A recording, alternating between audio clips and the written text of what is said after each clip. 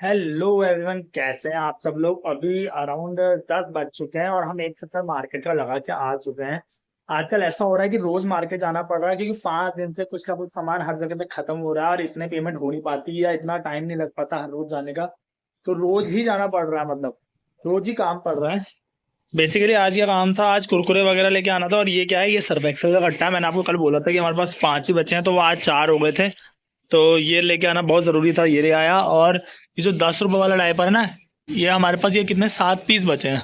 तो इसकी हमने पेटी मंगा ली है। वो अब वो खुद ही लेके आएंगे, कह रहे थे तुम ले जाओ। मैंने कहा मेरे बस की नहीं है लेके जाना, तुम ही लेके आ जाओ। और आज ये वाला बिस्किट भी लेके आया हूँ मैं, टिप टॉप का। ये हमारे पापा के जमाने के लोग खाते थे।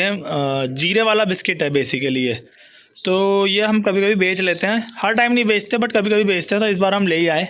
इसकी 2 लड़ी लेके आया हूँ, एक लड़ी मैंने बाहर लगा रखी है और एक लड़ी यहाँ पर लटकी हुई है। और मेरे पास ये स्नैकर की चॉकलेट भी खत्म हो गई थी, तो मैं ये स्नैकर की चॉकलेट का डिब्बा ले आया और ये मुझे पड़ा है 130 रुपीज का। और इसके अंदर यहाँ पर निकलते हैं 30 पीस और ये 5 रुपए की एक बिकती है। इसका मतलब इससे बनेंगे 150 रुपीज। तो इसको खोल देते हैं अब।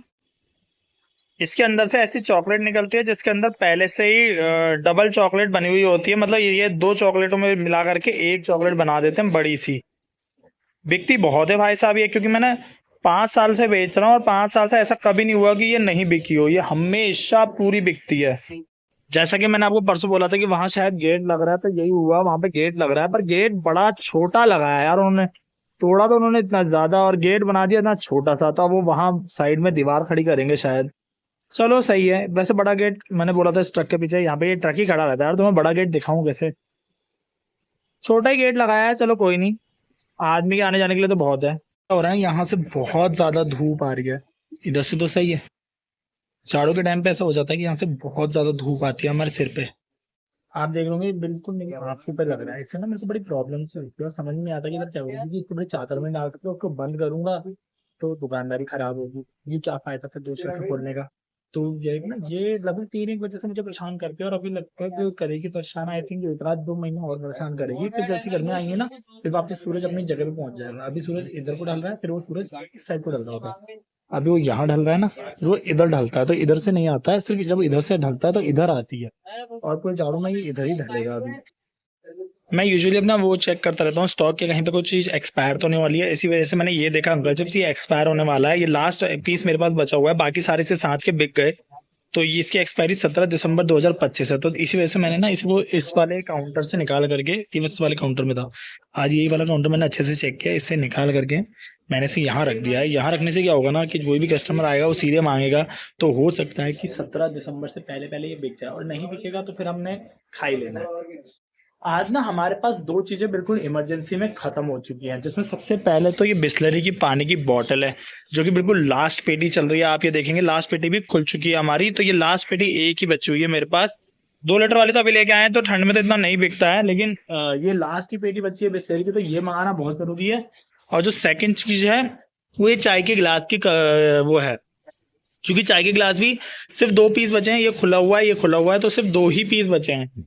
भला अगर किसी ने 3 चाय के गिलास मांग लिए तो वो हमारे पास नहीं होंगे। तो ये 2 चीजें बिल्कुल खत्म है। और चीनी का कट्टा भी हमारा लगभग कल नहीं तो कम से कम परसों तक चीनी का कट्टा लेके आना ही पड़ेगा, क्योंकि चीनी का कट्टा भी लास्ट के आई थिंक 15 1 किलो चीनी बची हुई है। 50 किलो का कट्टा आता है, 15 16 किलो और बची हुई है। तो कल अगर एक बार को फिर भी नहीं आए तो परसों तो चीनी का कट्टा लाना ही पड़ेगा।